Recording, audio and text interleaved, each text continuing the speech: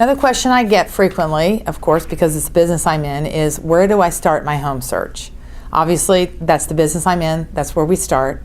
First thing I'll have you do is go speak to a loan officer so that we know exactly where you're, one of two things, either what you can afford or not always what you can afford, but what you're comfortable with in terms of payment. Once we are able to determine from the loan officer what payment you are willing to have, that will translate into your purchase price. Purchase price then determines what neighborhoods we can initially begin to look in as to what you can afford.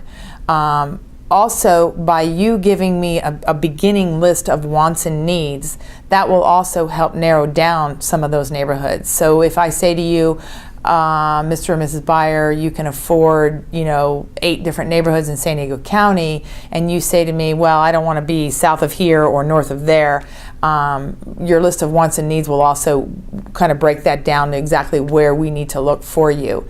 I can start with sending out some things to you over the internet. The internet's just gotten phenomenal these days because there's so much you can see before we even start getting out in the car and opening up the houses and looking inside. We can do eliminating of hundreds of homes before we even get in the car.